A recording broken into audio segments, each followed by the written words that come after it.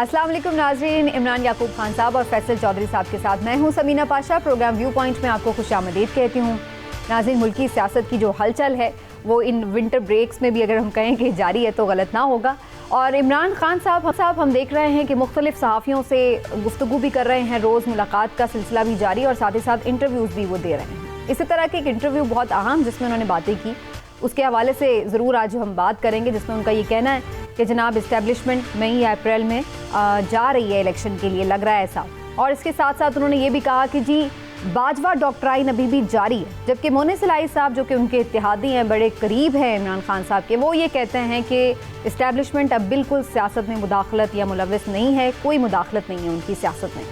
कौन दोनों में से ठीक कह रहा है, इसके ऊपर भी बात करेंगे। और अब जो एतमाद का वोट लेने की बात हो रही है, तो क्या वाकई ही पीटीआई और उसका इत्तेहादी काफ लीग एतमाद का वोट लेने में कामयाब हो जाएंगे? खान साहब ने यह भी कहा कि असम्बलियाँ फौरी तौर पर इसलिए डिसॉल्व नहीं की क्योंकि इत्तेहादियों को भी मनाना था। तो ये भी सवाल पैदा होता है कि फिर खान साहब ने इत्तेहादियों के मशवरे के बगैर ही असम्बलियों के तोड़ने का ऐलान किया ही क्यों? बहुत सारी और चीज़ें हैं जिससे आगे बात करेंगे। और फिर ये भी कि खान साहब जो ये बात कहते हैं कि अब इलेक्शन करीब हैं, ये कितनी रियलिस्टिक बात है। आप सबको खुशामदीद कहते हुए खुशामदीद कहेंगे अतर काज़मी साहब को भी, सीनियर तजर सहाफ़ी आज हमारे प्रोग्राम में ख़ास तौर पर शामिल हैं। काज़मी साहब, आपको भी बहुत वेलकम और शुक्रिया आपके वक्त का। बात का आगाज़ करूँगी इमरान साहब से पहले। और इमरान साहब, पहले तो यही बात कि खान साहब का ये मानना है कि इस वक्त बाजवा डॉक्ट्राइन अभी भी जारी है, जनरल बाजवा के रिटायरमेंट के बाद भी उनके जो अटैक है उनके ऊपर वो जारी हैं। क्या अभी ये समझते हैं कि अभी तक इस्टेब्लिशमेंट की जो पॉलिसी है उसमें कोई चेंज नहीं आया? और मोनिस इलाही साहब का ये कहना कि अब इस्टेब्लिशमेंट बिल्कुल सियासत में मुदाखलत नहीं कर रही है, इंटरेस्ट नहीं ले रही है, तो आप समझते हैं कि ये बात उनकी हकीकत के करीब दर है? बिस्मिल्लाहिर्रहमानिर्रहीम। समीना, 2-3 बातें हैं बड़ी अहम अगर इस सारी गुफ्तगू में देखें। पहली बात तो ये कि इमरान खान साहब, मुझे नहीं समझ आता कि इतनी मकबूलियत के बावजूद भी इतनी कन्फ्यूजन का क्यों शिकार है। अच्छा, हाँ, इसलिए इतनी कन्फ्यूजन का शिकार है कि कभी वो कहते हैं कि इदारे जो हैं वो न्यूट्रल क्यों हुए हैं, कभी वो कहते हैं कि वो न्यूट्रल नहीं है, कभी वो कहते हैं कि हैंडलर्स को मैं कहता हूँ कि आप न्यूट्रल हो जाएं, फिर वो कहते हैं कि आ जाएं आप हमारी मदद करें। अच्छा, अगर आप ये देखें तो जब से तहरीक अदम एतमाद हुई है उस वक्त से लेके अब तक कुछ दिनों तक वो सिर्फ ये कहते थे, नज़र आते थे हर इंटरव्यू में, हर तकरीर में, अपनी हर मुलाकात में कि जी ये जो है ना इस्टेब्लिशमेंट, इसका तो रोल होना ही नहीं चाहिए। जब हमारी खुद मुलाकात हुई तो उसमें भी इमरान खान साहब ने ये कहा कि वो इस्टेब्लिशमेंट का किसी तरह का रोल नहीं चाहते सियासत में, और एक्सटेंशन के हवाले से तो हुकूमत में आएंगे, जब इक़्तिदार में आएंगे तो फ़ौरन ये कानून ही ख़त्म कर देंगे। अब जो कल उन्होंने इंटरव्यू दिया उसमें वो कहते हैं कि जी ISI जो है उसको बराह रास्त, और खुदा दा वास्ता जी खान साहब, पहले तुसी फौज दी चीज़ां नहीं भुगतते तो हुण अगो ISI भी, यानी कि आप अगर कोई फौज का कोई ऐसा इदारा, कोई एक ऐसा डिपार्टमेंट या कोई ऐसा एक उनका ज़ेली इदारा रह भी गया है कि जिसमें लोग थोड़ी बहुत फिर भी उसकी इज़्ज़त करते हैं या उसमें कोई लिहाज है या वो बराह रास्त उसका जिक्र नहीं करते, तो आप उसको भी अब घसीटना चाहते हैं। इमरान खान साहब एक दफ़ा फैसला कर लें, सोच लें, समझ लें, उनकी टीम में इतने इतने समझदार लोग मौजूद हैं, उनसे मशवरा कर लें कि वो चाहते क्या हैं, या तो एक दफ़ा खुल के ये कह दें फौज के हवाले से अपने जो मामलात हैं उसको क्लियर कर, बिल्कुल क्लियर कर, उनका किरदार क्या है एस्टेब्लिशमेंट। दूसरी, अब मोनिस इलाही साहब की बात, आपके सबसे लाडले इत्तेहादी हैं और सबसे आज करीब भी समझे जाते हैं, वालिद साहब को इस तरह की बात कर भी दें तो वो फ़ौरन आपके पास चले जाते हैं। तो मोनिस इलाही साहब कहते हैं कि नहीं जी 2018 तक, उनका जो इंटरव्यू है वो भी कल जो उन्होंने दिया उसमें उन्होंने जो बातें की तो उससे तो साफ जाहिर हो रहा है कि 2018 के इलेक्शन के पहले से लेके तहरीक अदम एतमाद आने से चंद हफ्ते पहले तक इमरान खान को पूरी सपोर्ट हासिल थी और उनके लिए सारे मामलात किए भी जा रहे थे। खुद वो कहते हैं कि बाजवा साहब ने कहा हमें कि आप इमरान के साथ जाएं। उसके बाद अब जब चीज़ें नहीं है तो वो मोनिस साहब की किस बात को माने? ठीक है, तो चलिए जी, दोनों की बात ही आपको ठीक नहीं लग रही है। मैं तो इस नहीं, मुझे मोनिस इलाही की बात ठीक लग रही है। नहीं, वो कह रहे हैं कि अब वो सियासत में नहीं है तो ये बात आपको ठीक लग रही है, इसलिए तो इमरान साहब वाविला कर रहे हैं। अच्छा, चलें जी, ठीक हो गया। अब ये मैं ज़रा अतर काज़मी साहब की तरफ लेके जाती हूँ। अतर काज़मी साहब, आपको भी लगता है कि इमरान खान साहब एस्टेब्लिशमेंट के किरदार के हवाले से किसी कन्फ्यूजन का शिकार हैं और कोई तय नहीं कर पा रहे कि उनका किरदार क्या होना चाहिए? देखिए, जहां तक ये ताल्लुक है कि खान साहब इस्टेब्लिशमेंट के किरदार के हवाले से मुख्तलिफ बयान देते रहते हैं। देखिए, वो जिस कॉन्टेक्स्ट में बयान आ रहा हो उस कॉन्टेक्स्ट में आपको देखना चाहिए। जहां पे वो न्यूट्रल का कहते हैं, वो न्यूट्रल का उस सेंस में कहते हैं कि जनाब जहां पे सियासत आपने हो रही है, जहां पे आपका इलेक्शन होना है, वहां पे आप न्यूट्रल हो जाएं, आप इलेक्शन होने दें, जो जीतता है वो जीत जाए। लेकिन उनकी नजर में ये उनका बयानिया, इससे आप इख्तलाफ भी कर सकते हैं। जहां पे अच्छाई या बुराई है उसमें आप न्यूट्रल नहीं रह सकते। आप ये नहीं कह सकते कि बुरा भी अच्छा है और अच्छा भी बुरा है, दोनों ही एक जैसे हैं। ये बात है। दूसरी बात जो उन्होंने गुज़िश्ता रोज अपने इंटरव्यू के अंदर ISI का जिक्र किया, देखें खान साहब कभी आप लोगों को महसूस होता है कि जल्दी में है? वो क्यों जल्दी में है? देखें, इदारे जो बनते हैं ना, इदारे बनते दहाइयां लग जाती हैं। खान साहब को पता है कि वो 70 साल उनकी उम्र हो गई है, अब वो अगले 30 साल पाकिस्तान के इदारे नहीं बना सकते, पर उनको पता है कि पाकिस्तान में कुछ ऐसे इदारे हैं जो अपना किरदार अदा करें तो पाकिस्तान के लिए बेहतरी हो सकती है। उसमें उन्होंने ISI का नाम लिया, फौज का अक्सर वो जिक्र करते हैं, एस्टेब्लिशमेंट का जिक्र करते हैं। ये वो इदारे हैं कि इनसे, इनकी बहुत सारी पॉलिसी से आपको इख्तलाफ हो सकता है, लेकिन कोई शख्स ये नहीं कह सकता कि ये वो उस तरह इदारे नहीं है। ताकत से बिल्कुल ठीक, वो ताकत या इनकी जो इनकी अफादियत इनकी अफादियत से कोई इनकार नहीं कर सकता, तो इनकी कैपेसिटी से कोई इनकार नहीं कर सकता।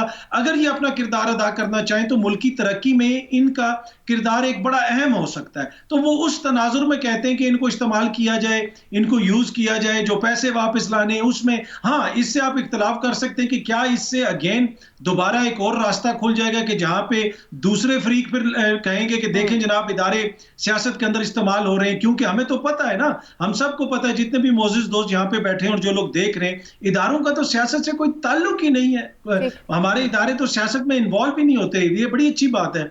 तो खान साहब को ये भी ध्यान करना पड़ेगा कि सारी जो चीज वो जो करना चाह रहे हैं उसको one can understand what he wants, पर एट द सेम टाइम जो हमारे इदारे बिल्कुल पॉलिटिकल हैं, जिनका सियासत से कोई ताल्लुक नहीं है, तो उनको सियासत में ना घसीटा जाए, तो इस चीज का भी उनको ख्याल रखना पड़ेगा। तो आप इस बात से एग्री करते हैं कि इस वक्त बाजवा डॉक्ट्राइन चल रहा है, या फिर मोनिस वाली बात ठीक है कि पॉलिटिकल वाकई हो चुके हैं? देखिए, होता ये है कि जब कोई चीज हो जाए ना, उस वक्त फिर मुझे और आपको बताने की जरूरत नहीं पड़ती, सारी दुनिया को सामने नजर आ जाता है। Well said, very well said. तो अब मेरे ख्याल में पूरी कौम देख रही है ये, जिस तरह नोटिफिकेशन हुआ गवर्नर साहब का, बाकी जो सारी जो चीजें हो रही हैं, तो आजम स्वाति साहब के साथ जो हो रहा है, तो बिल्कुल वाज़ेह है कि इदारों का तो बिल्कुल पॉलिटिकल किरदार है। अब सियासतदानों पे जिम्मेदारी आती है, सियासतदान किस तरह चीजों को लेके आगे चलते हैं। सही। अच्छा जी, चौधरी साहब की तरफ जाते हैं। चौधरी साहब, ये बड़ी तनकीद होती है, बहुत सारे लोग ये बात कहते हैं कि खान साहब अगरचे इस वक्त मकबूलियत की मेराज पर हैं, अगरचे वो इस वक्त बहुत पावरफुल है इन द सेंस के लोग इतनी बड़ी तादाद में उनके साथ हैं, लेकिन इसके बावजूद भी वो क्यों बार बार इदारों को देखते हैं, इदारों के फैसलों को देखते हैं? और अभी भी जो वो इलेक्शन के हवाले से बात कर रहे हैं, तो वो कह रहे हैं कि जी इस्टेब्लिशमेंट, मुझे लग रहा है कि मई या अप्रैल में जो है वो इलेक्शन की तरफ जा रही है। तो फिर अगेन ऐसे लग रहा है कि उन्होंने एस्टेब्लिशमेंट से उम्मीद बांध ली है। तो आपकी इस पर क्या राय, क्या वाकई उन्हें इन मामलात में, अगर वो सोच भी रहे हो, तो इसका इस तरह से इजहार भी करना चाहिए? नहीं, इस बात से मैं एग्री करता हूँ कि आप ये जो कह रही है ना कि इजहार नहीं करना चाहिए, बाकियों की तरह मामला तय करने चाहिए। खान साहब का मसला ये है कि खान साहब जो है कर रहे होते हैं वो बता देते हैं, तो उनको ये तफरीक नहीं कर पाते कि यहाँ पे जैसा कि काजमी साहब ने कहा कि इसको कोई शक है। अभी तक तो जब पॉलिटिकल होंगे तो सबको पता चल जाएगा, अभी तो कोई पॉलिटिकल होने की निशानियां वाज़ेह तौर पे इस पे नजर नहीं आ रही। मोनिस साहब ने भी कभी नहीं कहा कि पॉलिटिकल है, मैंने उनका इंटरव्यू सुना है, मेरे ख्याल में मेरी इन्फ्लुएंस उनके इंटरव्यू की कुछ और है। बहरहाल खान साहब का ये बात तो बिल्कुल इसमें कहने में, तो फिर क्या कहा चौधरी साहब, मोनिस सिलाही ने फिर क्या कहा? उन्होंने कहा कि 2018 में कुछ लोग थे, तो इसका मतलब तो है कि वो पॉलिटिकल होने का जो बयान है साबिक आर्मी चीफ का, उनकी नफी कर रहे थे, ये पॉलिटिकल नहीं है, वो हर चीज में शामिल थे, तो वो और उनकी टीम। अब बात यह है कि ये तो बात इसमें तो कोई प्रिंसिपली तो ये बात इमरान खान साहब समेत किसी को नहीं कहनी चाहिए कि इदारे जो है वो आए या उनका कोई रोल होना चाहिए। इसके बरखिलाफ जो है, क्योंकि आइन और कानून जो है वो इसकी इजाजत नहीं देता, और जमहूरियत में इजाजत नहीं होती कि मास वाइज वोट और इलेक्शन के किसी और चीज को अपना करना चाहिए। तो ये तो एक प्रिंसिपल बात है, वो चाहे मैं हूँ, चाहे आप हो, कोई और आदमी हो, कोई भी पॉलिटिशियन हो, उनको खुदारों को ये भी कहना या उनसे उम्मीद भी बांधना नहीं चाहिए। जमहूरियत जो है वो अवाम का नाम है, इलेक्शन का है, वोट का नाम है, लेकिन इसके साथ साथ ये कहना कि जी वो इदारे तो जो बिल्कुल वो एपॉलिटिकल है, वो तो बिल्कुल कोई मामला नहीं है, तो इस पे मेरे ख्याल में बहुत सारे लोग यकीन करने को तैयार नहीं होंगे। राइट थोड़ा सा इससे आगे बढ़ के जो स्ट्रैटेजी है खान साहब की, उसके वाले से मैं बात करती हूँ। इमरान साहब, असम्बलियाँ तोड़ने का जो मामला है वो जिस तरह से अब लटका पड़ा है बीच में, वो तो सब जानते हैं, लेकिन इमरान खान साहब ने अपने इंटरव्यू में ये भी बात कही कि हमने वक्त इसलिए लिया असम्बलियाँ तोड़ने के लिए क्योंकि इत्तेहादियों को भी मनाना था। तो ये कुछ अजीब सा स्टेटमेंट इस लिहाज से लग रहा है कि इतनी बड़ी अनाउंसमेंट क्या उन्होंने इत्तेहादियों को एतमाद में लिए बगैर ही कर डाली और बाद में फिर मनाना था, तो ये तो बड़ा अजीब सा मामला लगता है। समीना, फिर मैं यही कहूँगा वही कंफ्यूज पर्सनैलिटी है जो इस वक्त, उसकी वजह शायद ये है कि उनका गुस्सा है अभी तक कि उन्हें क्यों हुकूमत से निकाला गया, रजीम चेंज का जो वो दावा करते हैं, जो चीज़ें करते हैं। लेकिन आप देखें, आपको याद होगा अतर काज़मी साहब ने, फैसल चौधरी साहब ने, हम सब ने वो तकरीरें सुनी, वो उनके जो बयानात देखे। किसी को निकाले तो कौन कोई नाराज नहीं चौधरी साहब नहीं, अब बात तो सुन लेना, बिल्कुल नाराज होना बनता है, लेकिन उस वक्त उन्होंने क्या कहा कि हमारे इत्तेहादी बिल्कुल हमारे साथ है। उन्होंने खुद ये कहा कि चौधरी परवेज इलाही साहब, पीटीआई की हुकूमत केपी में तो है ही हमारी अपनी, और परवेज इलाही साहब जो हैं उन्होंने तो हमें लिख के दे दिया हुआ है, और वो जब मैं कहूँगा, जैसे मैं कहूँगा, उसी वक्त असम्बली तोड़ देंगे। उन्होंने ये कहा, ये दावा किया कि मेरी चौधरी साहब से बात हो गई है, वो कहते हैं कि जी हमारी अगली सियासत, उन्हें भी पता है कि हमारी उनकी अगली सियासत ही हमारे साथ है, लिहाजा जो हम कहेंगे वो उसी पे करेंगे। ये मैं नहीं कह रहा, बेशुमार दफ़ा उन्होंने तकरीबन हर अपने इंटरव्यू में ये बात की, टीवी पे पता नहीं कितनी दफ़ा ये बातें चल चुकी हैं। मामला ये है कि या फिर उस वक्त आप सिर्फ दावे कर रहे थे, इत्तेहादियों से आपकी कोई बात नहीं हुई थी, तो या अब ये सूरत हाल है कि इत्तेहादी आपकी बात मानने को तैयार नहीं है, इसलिए अब आपको ये बातें याद आ रही हैं। लेकिन इमरान साहब, जब ये पीटीआई ने इलेक्शन कैंपेन भी सारी की थी ज़िमनी इलेक्शन में, और जब काफ लीग के साथ उनका इत्तेहाद भी हुआ, चौधरी साहब बने भी, तो ये तो उस दिन से भी, पहले से भी ये चीज़ें थी। वो कहते थे कि असेंबलीज जो हैं उनको हम डिसॉल्व भी करेंगे। असेंबली में जब ज़िमनी इलेक्शन भी उन्होंने लड़ा तो वो कहते थे कि मैंने असेंबली में तो नहीं जाना। तो ये तो सबको पता था, इत्तेहादियों को भी पता था कि खान साहब ये कार्ड भी खेलेंगे। चौधरी परवेज इलाही साहब खुद ये कह चुके हैं कि हमने तो, इमरान खान साहब ने मुझे कहा कि मैं तो 2-3 दिन में असेंबली तोड़ दूंगा, तो मैंने उनसे कहा कि ये आपकी अमानत है, जब मर्जी तोड़ दें। तो मकसद ये है कि जब दोनों फरीक बेशुमार दफ़ा ये बात कह चुके हैं, तो अब एकदम से इत्तेहादियों को मनाने का मामला क्या आ गया? क्या सीट एडजस्टमेंट पे कोई मसला हो गया, या अब ये जो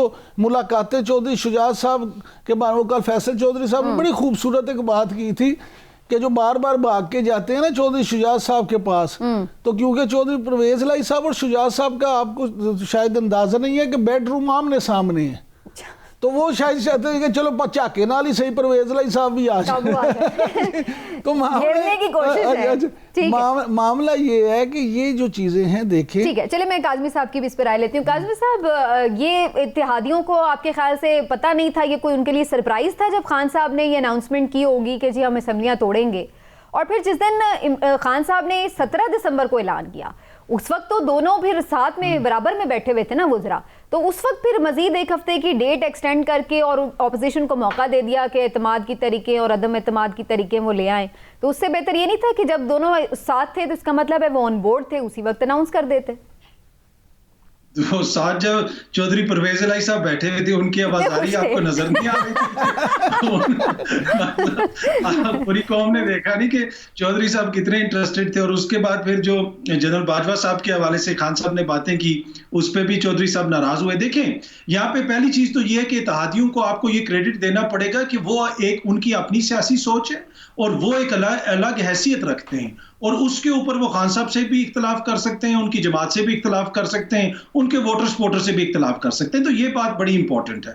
दूसरी बात ये है कि खान साहब कह रहे हैं कि जी इत्तेहादी बिल्कुल हमारे साथ ऑन बोर्ड है, लेकिन जिस किस्म का इंटरव्यू दिया चौधरी परवेज इलाही साहब ने, और आपको याद होगा कि जब वोट ऑफ नो कॉन्फिडेंस आ रहा था उस वक्त भी चौधरी परवेज इलाही साहब ने काफी सख्त इंटरव्यू एक दिया था। वो क्यों दिया था? वो इसलिए दिया था कि मुझे वजीर आला बनाओ। अब उन्होंने ये बातें क्यों की हैं? इसलिए की हैं कि वो चाहते हैं कि सीट एडजस्टमेंट करें। उन्होंने किसी की मोहब्बत में ये बातें नहीं की कि जनाब कोई शख्स किसी शख्स के खिलाफ बात होगी तो लिहाजा मुझे बहुत गुस्सा चढ़ गया। उन्होंने बिल्कुल बेहतर बार्गेनिंग के लिए उन्होंने किया। अब खान साहब ने यह फैसला करना है कि आपने स्टेटस को के खिलाफ जंग, आपने हकीकी तब्दीली चौधरी परवेज इलाही साहब के साथ मिलकर लानी है, जो स्टेटस को का सिंबल है, जिनकी सियासत ही जो है वो रिवायती सियासत है, प्रो एस्टेब्लिशमेंट है, क्या उनको साथ मिला के आप तब्दीली लाना चाहते हैं? ये एक आपने फैसला करना है। दूसरी बात ये है कि अगर आप उनको 25-30 सीटें दे देंगे, सीट एडजस्टमेंट कर लेंगे, तो ये एक वो ब्लॉक बन जाएगा जो अगली असेंबली के अंदर भी किसी के कहने पे, किसी दोस्त, किसी मेहरबां, किसी शफीक शख्स के कहने के ऊपर वो इधर से उधर चला जाएगा, उधर से इधर चला जाएगा। तो ये खान साहब के लिए बड़ी मुसीबत बनेगी। हाँ, अगर वो एडजस्टमेंट करना चाहते हैं तो वो कहें कि जनाब आप हमारी पार्टी के अंदर आ जाएं, हम आपको अपनी पार्टी के टिकट दे देंगे। उसमें मेरे ख्याल में मोहन इलाही साहब भी, उनको तो कोई इतना ज्यादा एतराज नहीं होगा। लेकिन अगर वो काफ लीग को 25-30 सीटें दे देते हैं तो खान साहब का वो नौजवान वोटर सपोर्टर जो बड़ा आइडियलिस्टिक किस्म का वोटर सपोर्टर है, वो किस तरह ये मान ले कि वो चौधरी परवेज इलाही जो कुछ अरसे पहले तक इनकी नैपियां चेंज करा रहे थे, जो कुछ दिन पहले पीटीआई वालों को उनकी औकात याद करवा रहे थे, अब वो उतना ही नजरियाती है जितना खान साहब नजरियाती हैं? तो ऐसी बात तो नहीं है ना। तो खान साहब के लिए भी ये थोड़ा सा मुश्किल फैसला होगा।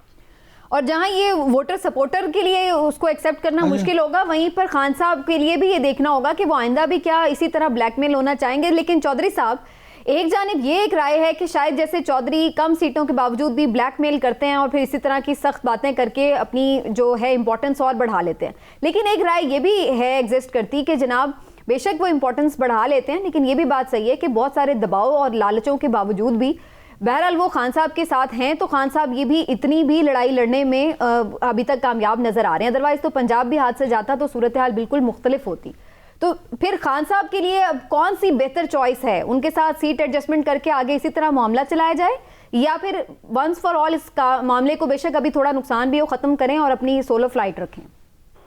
नहीं, ये इतनी जो ख्वाहिश है सोलो फ्लाइट कराने की, ये मीडिया की ज्यादा है, उनकी तो कोई नहीं है। उन्होंने सीट एडजस्टमेंट करनी है। काफली जिसके तरह से उनके साथ खड़ी रही है, खासकर मोहन इलाही साहब और परवेज इलाही साहब के, देखिए हर बंदे के अपने ख्यालात होते हैं और वो एक मुख्तलिफ किस्म की पॉलिटिक्स करते हैं। परवेज इलाही साहब की पॉलिटिक्स रवायती पॉलिटिक्स है, इमरान खान साहब की पॉलिटिक्स गैर रवायती पॉलिटिक्स है, और वो दोनों पॉलिटिक्स के दरमियान में एक इत्तेहाद कायम रखे हुए एक बैलेंस है। वो अगर अपनी राय भी देंगे मुख्तलिफ किस्म की, लेकिन अल्टीमेटली वो जो इमरान खान साहब कहेंगे उन्होंने कितनी दफा बैलेंस तो नहीं लगती। हमने नहीं देखा कि खान साहब इस तरह की लैंग्वेज उनके लिए यूज कर रहे हो जो चौधरी साहब ने खान साहब के लिए की है। तो ये अगर लिहाज है तो फिर दोनों तरफ से होना चाहिए ना अपना करने है। उन्होंने अपनी राय का इजहार किया, राय के इजहार के बेहतर तरीके हो सकते थे, इस पे एग्री कर सकते हैं, लेकिन उन्होंने खान साहब की हमेशा एहतराम की पब्लिक। चलिए, आपकी आवाज भी थोड़ी सी खराब हो रही है चौधरी साहब। मैं अब एक ब्रेक की तरफ चली जाती हूँ। मीनवाइल हम आपको दोबारा भी कर लेते हैं कांटेक्ट और फिर डिस्कशन को आगे बढ़ाएंगे। फिर थोड़ी बात करेंगे ब्रेक से वापस आकर। पीडीएम की हिकमत अमली के हवाले से भी हमजा शहबाज को वापस बुलाया जा रहा है और फिर से ऐसा लग रहा है कि वो कोशिश कर रहे हैं कि पंजाब में नून लीग की हुकूमत बन जाए, जो कि बज़ाहिर किसी भी आईनी तरीके से फिल वक्त दिखाई नहीं देती अगर परवेज इलाही साहब ही अपना जो पलड़ा है वो उनके पीडीएम के हक में डाल लें। इसके अलावा तो कोई सूरत बाजार नजर नहीं आती। तो फिर क्या गेम पक रही है, इसके ऊपर बात करते हैं एक ब्रेक के बाद।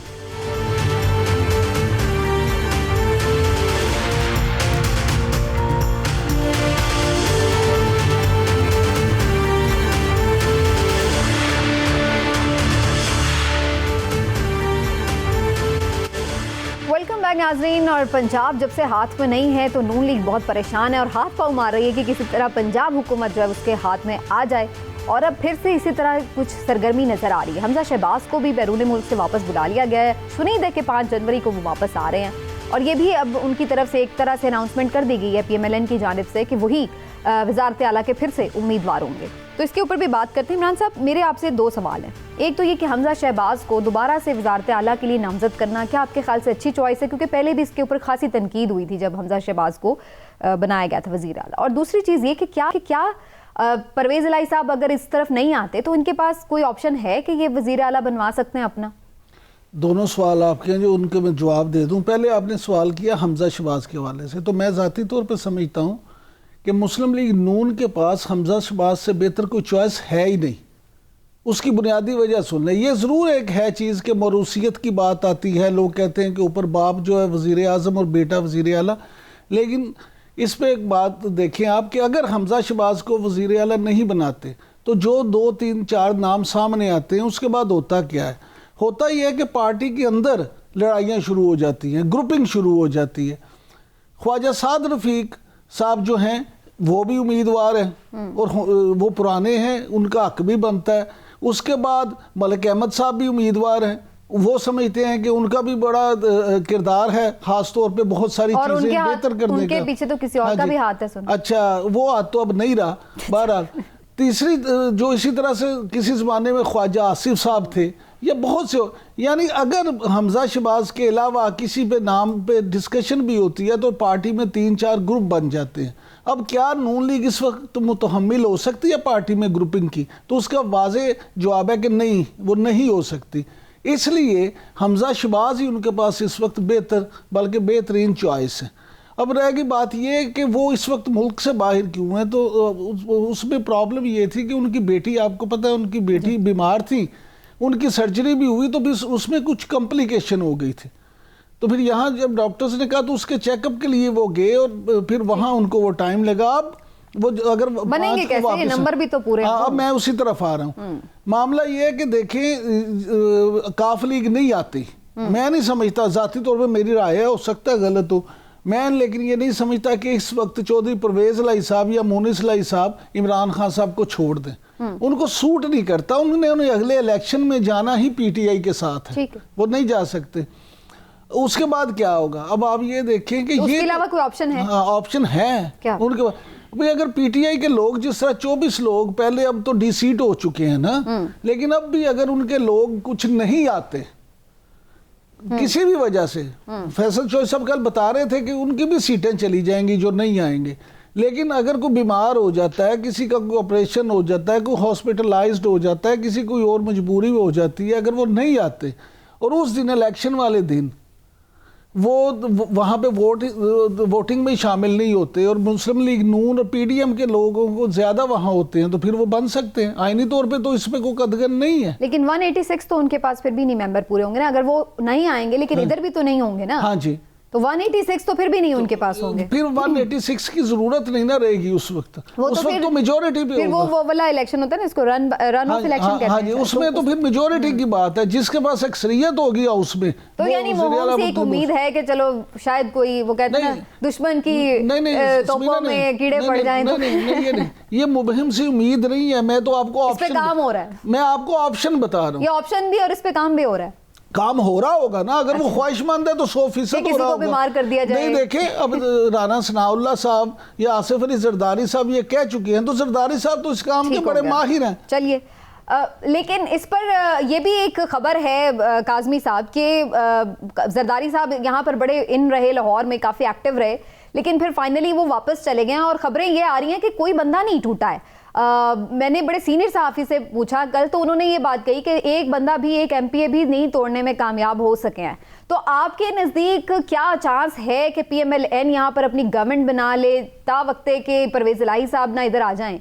और हमजा शहबाज की नॉमिनेशन पर आप भी बात कहिएगा कि ये मौरूसियत की बात इमरान साहब ने भी की है, लेकिन हमने देखा है पीपल्स पार्टी ने भी तो सिंध में मुराद अली शाह को बनाया हुआ है। तो बेशक होती है ख्वाहिश बहुत सारे लोगों की, लेकिन अल्टीमेटली तो जिस पे फिर फैसला क़यादत कर दे उस पे सब राजी हो जाते हैं। देखिए, जहां तक बंदा टूटने की बात है, क्या अभी तक पंजाब के अंदर कोई बंदा नहीं टूटा। इसी वजह से बहुत सारे लोगों का दिल टूटा हुआ है इस वक्त, उसमें हमारे दोस्त भी हैं, दीगर लोग भी हैं, और उनकी ख्वाहिश बड़ी है कि जनाब किसी तरीके से बंदे टूटे। और दूसरा जो हमजा साहब का जहां तक ताल्लुक है, उसमें भी थोड़ी सी एक अंदर की खबर मेरे पास भी है। उसमें हमजा साहब ने भी एक शर्त रखी है, उन्होंने भी ये कहा है कि मेरी जो शेरवानी है उस पर से बटन उतार के जिप लगवा दी जाए, इसलिए कि बार बार मुझे उतारनी और पहननी पड़ती है। बटन कौन बंद करता रहेगा? जितनी जल्दी उनकी शेरवानी उतरती है और जितनी जल्दी उनको पहनाया जाता है, कि मतलब आप देख लें कि क्या, अगेन मैं इमरान साहब से बिल्कुल एग्री करता हूं कि हो सकता है जमात के डायनामिक्स ऐसे हों कि हमजा इस वक्त बेहतर कैंडिडेट हो, लेकिन मलिक अहमद साहब भी बड़े अच्छे कैंडिडेट हैं, उसके अलावा दीगर भी बड़े अच्छे कैंडिडेट्स हैं। तो यही वो चीज है जिसकी वजह से परवेज इलाही नून लीग के साथ नहीं जाते, क्योंकि परवेज इलाही को पता है कि मेरे बेटे ने भी सारी जिंदगी इनकी गुलामी में गुजार देने। जब शहबाज शरीफ को मियां नवाज शरीफ साहब ने वजीर आला बनाया था पंजाब का, इमरान भाई मुझसे ज्यादा जानते हैं उसको किसका नाम आ रहा था, किसको उस दौर में बनाना था पंजाब का वजीर आला। ठीक है, चौधरी शुजात साहब को क्यों नहीं बनाया गया, चौधरी परवेज इलाही साहब को उस जमाने में क्यों नहीं बनाया गया? और ये एक बड़ी वजह थी कि चौधरियों ने फिर शरीफ खानदान को खैर बात कहा और काफ लीग निकली नून लीग के अंदर से। तो मेरे ख्याल में ये क्या पता उनकी जमात के लिए तो बेहतर हो, उनके अपने हलकों के लिए तो बेहतर हो, लेकिन लॉन्ग टर्म में वो इस तरह सस्टेन नहीं कर सकते। और आपकी जो बात है उसी को ही बढ़ाते हुए काज़मी साहब, अगर उन्होंने सोचा होगा कि अगर इमरान खान साहब बुज़दार साहब को बना सकते हैं तो फिर मोनस इलाही के तो बड़े रोशन इम्कानात हैं, तो उनके साथ रहते हुए चांसेस हैं कि आगे जो है वो चीज़ें उनके लिए बेहतर हो। लेकिन आपके ख्याल से नंबर्स पूरे हैं PMLN के पास कि वो इस चीज़ के लिए कुछ कर सकेंगे? देखिए, जब से सुप्रीम कोर्ट का वो फैसला आया, अब नंबर्स पूरे, जब तक आपके अपने नंबर्स पूरे नहीं होंगे आप दूसरों के ऊपर रिलाई नहीं कर सकते। या तो हो कि काफ लीग पूरी की पूरी उनके साथ आ जाए, फिर तो हो सकता है। अब अगर कोई बंदा अब्सटेन करेगा या वो नहीं आएगा, और अब जितना मर्जी आप कहते रहें कि जनाब उसकी उस दिन कोई मजबूरी हो सकती है, क्या पाकिस्तान में सबसे ज्यादा मजबूर लोग पार्लियामान में ही बैठे हैं? तो ये तो नहीं होगा, अदालत के अंदर केस जाएगा और उनके लिए बड़ी मुसीबत बनेगी। तो इस मौके के ऊपर उनके लिए इतना जी बस यही मैं पूछने लगी थी कि अगर अपने एतमाद के वोट की बात हो रही है तो आपको लगता है कि फिर PTI अब एतमाद का वोट ले लेगी? उन्होंने सारे बंदे अपने चेक कर लिए, इसीलिए अनाउंसमेंट कर दी है कि अब हम जो है वो एतमाद का वोट लेने जा रहे हैं, तो वो कॉन्फिडेंट हैं इसके ऊपर? जी देखिए, एतमाद का वोट तो लेना पड़ेगा, इसलिए कि अगर एतमाद का वोट नहीं लेंगे तो फिर वो जो सिलसिला लीगली भी चल रहा है अदालत के अंदर, उसमें भी हो सकता है उनके लिए कोई मसला पैदा हो। अगर वो एतमाद का वोट ले लेते हैं और फिर वो अदालत को जाके बताते हैं, मोअज़्ज़िज़ अदालत को, कि जनाब हमने तो एतमाद का वोट भी ले लिया है, तो फिर वो जो दूसरी पार्टी का केस है वो बिल्कुल एक तरह से खत्म हो जाएगा। जहां तक ये ताल्लुक है कि क्या उन्होंने मुझे लगता है कि इस वक्त कोई, शायद ही कोई ऐसा शख्स हो पाकिस्तान तहरीक इंसाफ के अंदर, चाहे वो खान साहब से जितना मर्जी इख्तिलाफ करे, इस वक्त तो उनको छोड़ के नहीं जाएगा। इस वक्त जो माहौल, मुझे नहीं लगता कि वो पब्लिक में फिर जाके लोगों को फेस कर सकेगा। और यही वजह है कि काफ लीग भी उनके साथ खड़ी। काफ लीग कोई खान साहब के नजरियात के ऊपर या उनकी मोहब्बत में नहीं खड़ी, वो अपनी सियासत को बचाने के लिए खड़े। अगर काफ लीग आज PTI से हट जाती है तो मैं आपको शर्तिया कहता हूं कि इनको जिला गुजरात में भी इलेक्शन के अंदर मुश्किलात पेश आएंगी। तो इस वजह से खान साहब के साथ फायदा हर मेंबर का इसमें है कि फिलहाल जुड़े रहें। राइट, मुझे जरा चौधरी साहब का भी इस पे कमेंट ले लेने दें। चौधरी साहब, PDM के पास क्या ऑप्शन है, और हमजा शहबाज को फिर से वजीर आला बना रहे हैं, इस पर भी बड़ी तनकीद हो रही थी। वैसे तो इमरान साहब ने उसकी वजह भी बताई है कि उनके जो बेटी है उनकी सर्जरी की वजह से उन्हें जाना पड़ता है बार बार, लेकिन लोग ये बात करते हैं कि जब आप इक़्तिदार में होते हैं तो फिर आप यहाँ पर हैं, या अगर आप ऑपोजिशन में हैं तो सिर्फ उसी वक्त यहाँ पर हैं अगर जेल में हैं, अदरवाइज आप जेल से निकलते हैं तो फिर आप लंदन चले जाते हैं।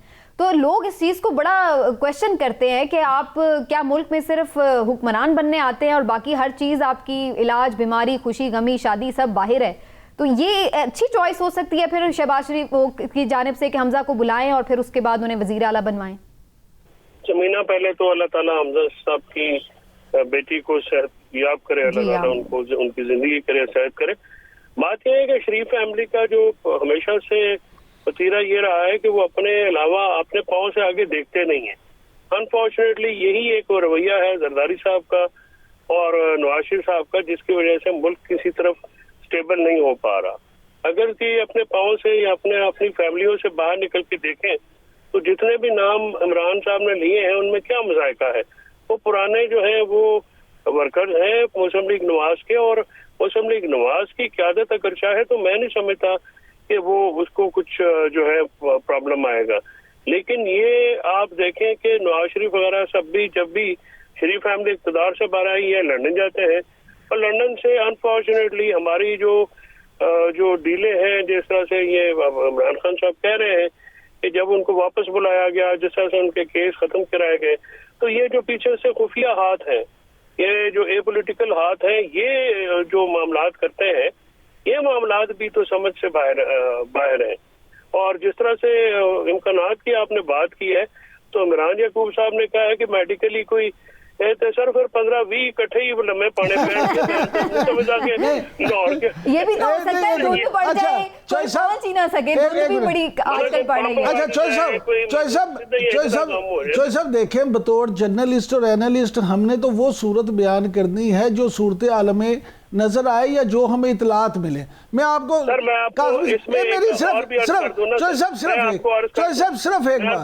सिर्फ एक बात काज़मी साहब आप भी सुनिएगा।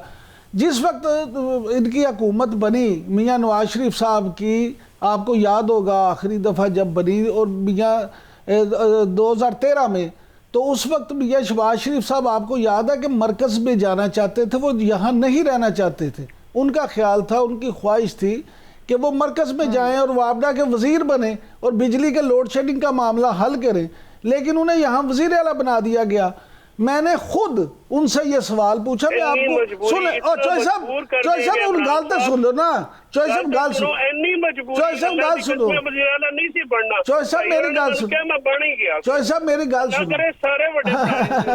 सुनो, सुनो, मैं तो आपको जाने दे वापडा के पहले दफा शहबाज शरीफ साहब वफाक में आए हैं और इतने बुरी तरह एक्सपोज हुए हैं। चौधरी साहब पंजाब सूबों में होता है ये, सर ये इजाजत से सूबे में होता ही है कि सिर्फ पैसे खर्चने होते हैं, वफाक में होता है पैसे बनाने होते हैं, पैसे लेके आने होते हैं। वफाक जो है वो सारे मैनेजमेंट इनके पास होती है, फाइनेंशियल, इन्होंने बंदोबस्त करना होता है, वज़ीर आला सिर्फ खर्चते हैं। शहबाज शरीफ साहब और उनकी टीम जो है इस वक्त इतनी बुरी तरह एक्सपोज हुई है कि वो पहले जो कहते थे एडमिनिस्ट्रेटिवली ये है वो है, जब भी उनको पैसे बनाने के लिए मौका मिला है उन्होंने साबित किया कि वो डिजास्टर है। ना उनका कोई मुआशी प्लान है, ना सियासी प्लान है, ना ही उनके पास गवर्नेंस की कोई अपना काबिलियत है, ना उनकी टीम जो है डिलीवर कर पा रही है। वो देखिए इस वक्त तक जितने बंदे उन्होंने ऐसे पीएम या वजीर बना दिए हैं, मेरा कम से कम वो 82-84 बंदे तो बन चुके हैं। पाकिस्तान की जो इकोनॉमी है, क्या वो इतनी बड़ी काबीना को जो बर्दाश्त कर सकती है? इसी तरह जो है वो बिलावल भुट्टो साहब है, वो उन्होंने शायद गालिबन 2 हफ्ते कंसेक्टिवली पाकिस्तान में नहीं गुजारे जब से वो बने हैं। इस किस्म के हालात जो है वो ना अवाम की कोई मुश्किल काम हो रही है, ना अवाम का कोई प्रॉब्लम जो है उसकी सोल्यूशन का कोई, इवन कहते हैं ना कि कोई light end of the tunnel को लाइट भी नजर आए, ऐसी तो कोई सूरत एक ब्रेक की तरफ जाते हैं और ब्रेक से वापस आकर कुछ बात करेंगे इनकी सूरत हाल के भी हवाले से। वो भी आपस में मेल मिलाप शुरू हो के आए, तो बहुत सारे लोग ये भी शुनीद दे रहे हैं कि फिर से शायद MQM इकट्ठी हो रही है या MQM को इकट्ठा किया जा रहा है। क्या MQM इकट्ठी होके PTI का कराची में तोड़ कर सकेगी? इसके ऊपर बात करेंगे एक ब्रेक के बाद। हमारे साथ रहिए।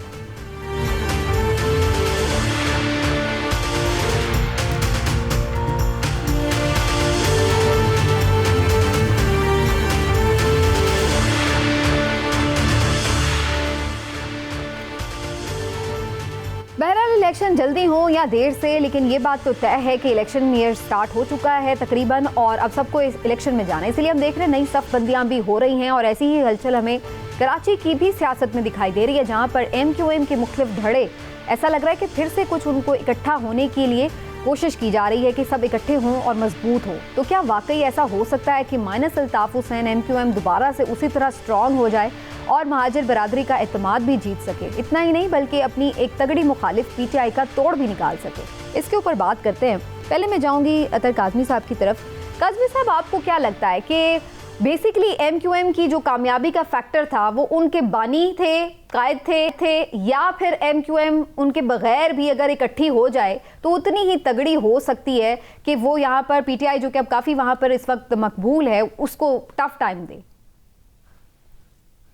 देखें उसमें मुख्तलिफ फैक्टर्स थे। एक तो ग्रीवियंस का वोट भी था, वहां पे जो लोकल कराची की आबादी थी, उर्दू स्पीकिंग आबादी थी, उनकी अपनी कुछ शिकायत थी, कुछ ग्रीवियंसेस थी, उससे आप इनकार नहीं कर सकते। उसने एक बड़ा रोल अदा किया। उनकी कुछ ऐसी, जिसे आप कह सकते हैं महरूमियां थी, जिसको एक्सप्लॉइट किया, आप ये भी कह सकते हैं, या दूसरे कुछ लोग ये कहेंगे कि उनका हक दिलाने की बात की गई, तो इस वजह से लोग अल्ताफ हुसैन साहब के पीछे इकट्ठे हो गए। लेकिन इस वक्त सूरत काफी चेंज हो चुकी है। देखिए MQM हर हुकूमती इत्तेहाद का हिस्सा रही है और 90s से हिस्सा रही है। सिंध के अंदर भी रही है, वफाक के अंदर भी रही है, लेकिन कराची के अंदर या हैदराबाद के अंदर या उर्दू स्पीकिंग की जो मेजॉरिटी एरियाज हैं, वहां पे उन्होंने क्या डिलीवर किया सबके सामने। और यही वजह है कि लोगों ने बददिल होके, बदजन होके एक नई जमात को वोट दिया, इमरान खान साहब को वोट दिया, और फिर MQM के अंदर भी हमने देखा कि मुख्तलिफ धड़े बन गए। अब वो जो सारे इकट्ठे हो रहे हैं, ये बड़ा इंटरेस्टिंग एक फिनोमेना है। जिस तरीके से कामरान टसूरी भाई आए और आके जनाब कामरान टसूरी भाई को गवर्नर बना दिया गया, तो वो भी हमें पता चला कि जनाब के MQM वालों के एकदम से एक दूसरे के लिए जो है दिल भी कुशादा हो गए हैं और वो इकट्ठा होना चाहते हैं, क्योंकि पाकिस्तान में हर जो इदारा है वो अपना अपना किरदार अदा कर रहा है, सब न्यूट्रल हो गए, तो लिहाजा MQM इकट्ठी हो रही है। तो मुझे नहीं लगता कि ये कोई इतना सादा मामला है। कोशिश तो की जा रही है, लेकिन ये अगेन वो एक्सरसाइज होगी जिसका फायदा नहीं होगा। अब MQM के अंदर वो, जिसे आप कह सकते हैं ना कि वो जो एक यूनिक सेलिंग पॉइंट था उनके पास, या कोई चीज थी जो वो महाजर कौम के लिए वो बेचते थे, अब उसमें उतनी अफादियत नहीं रही। चाहे ये सारे धड़े इकट्ठे भी हो जाएं, फिर भी ये वो जो आज की ग्राउंड रियलिटीज हैं, ये उसका सामना नहीं कर सकेंगे। कोशिश पूरी की जाएगी, और उसकी बुनियादी वजह यही है कि खान साहब ने जो 13-14 सीटें जीती थी कराची में, वो उनसे वापस ली जाएं। इसी वजह से इन सबको इकट्ठा किया जा रहा है। कौन इकट्ठा कर रहा है मुझे नहीं पता, टू बी ऑनेस्ट, लेकिन इनको कोई ना कोई दोस्त कोशिश कर रहा है कि ये सारे इकट्ठे हो जाएं, लेकिन इसका फायदा कोई नहीं होगा। पता आपको सारा कुछ है, लेकिन मैं चौधरी साहब की तरफ जाते हुए, चौधरी साहब क्या आपका ख्याल है? नहीं समीना साहब, नहीं, मैं बता देता हूं, मैं नहीं नाम लेना चाह रहा था इमरान साहब का और चौधरी फैसल साहब का, ये कोशिश कर रहे हैं, मैं इनका नाम नहीं लेना चाहता। चलें, ठीक हो गया। लेकिन चौधरी साहब, आप इस बात से इत्तेफाक करेंगे कि वो जो महाजर कार्ड था, अब उसका बैलेंस खत्म हो गया है, और अब ये कार्ड जो है वो दोबारा से फंक्शनल होता नजर नहीं आ रहा। बेशक इसमें MQM के सारे धड़े इकट्ठे भी हो जाएं, भले PSP को भी साथ में ला लें, लेकिन ये उतने इफेक्टिव नहीं हो सकते अगेंस्ट PTI। देखिए, उसमें महाजर कार्ड जो है हमेशा अल्ताफ हुसैन साहब के पास रहा है। अल्ताफ हुसैन साहब ही महाजर के जो कार्ड के जो है वो सही उनके पास हो रहा है। और आज भी ये PSP हो या पाकिस्तान MQM जो बनाई हुई है, या 0 + 0 = 0 है, इनका कोई का उधर अपना मामला नहीं है। ये वहाँ पे जो पिछले इलेक्शन है, रूरल सिंध में पीपल्स पार्टी और अर्बन सिंध में PTI इमर्ज हुई है एज ए न्यू। सिंध तो में पीपल्स पार्टी तो हमेशा से थी, शहरी इलाकों में जो उनका वोटर है उन्होंने MQM की जगह PTI को दे दी है। और पहले ये भी था कि MQM के मुकाबले में वहाँ पे कोई ऐसी जमात नहीं थी फर्म जो कि मतलब लोगों के जो खासकर अर्बन जो इलाके हैं उनकी नुमाइंदगी की अहल तस्वर की जाए। लेकिन अब PTI की सूरत में एक ऑल्टरनेट और एक मेजर ऑल्टरनेट जो है वो आ चुका है, और लोग MQM के तर्ज सियासत से भी जो है वो अल्ताफ हुसैन की तर्ज सियासत से संजीदा। और अगर हम चौधरी साहब अल्ताफ हुसैन की बात एक तरफ रख भी दें, तो इवन देन जो शहरी हैं कराची के स्पेशली, वो पीपल्स पार्टी के लिए उतने कभी भी सपोर्टर नहीं रहे हैं। तो आप समझते हैं कि जो MQM ने PTI को छोड़ के पीपल्स पार्टी के साथ इत्तेहाद किया है, उसका भी उन्हें इसमें नुकसान फेस करना पड़ सकता है? देखिए ना, वो कोई सीटें नहीं जीत सके। वो तो जो MQM की जितनी बुरी तरह शिकस्त हुई है उसके बाद होने वाले इलेक्शनों में, तो जो है वो उसके रिजल्ट आपको नजर नहीं आ गए। तो ये भी फैक्टर है, राइट। MQM जो है कराची में तीसरे पे 4थे नंबर पे रही है इलेक्शनों में, और पीपल्स पार्टी ने जिस तरह से इलेक्शन जीता है वो तो एक जो गरीब तरीके से। चलिए, मैं जरा इमरान साहब की भी इस पे राय ले लूं। इमरान साहब, आपका क्या ख्याल है, कराची की सियासत में हलचल आपको नजर आ रही है कि इस सूरत में उसका रिजल्ट निकलेगा? वैसे तो काफी ज्यादा ये लोग अपने जो PSP वाले हैं, खास तौर पर MQM के बाकी जो धड़े हैं उनके खिलाफ काफी ओपनली सामने आ चुके हैं।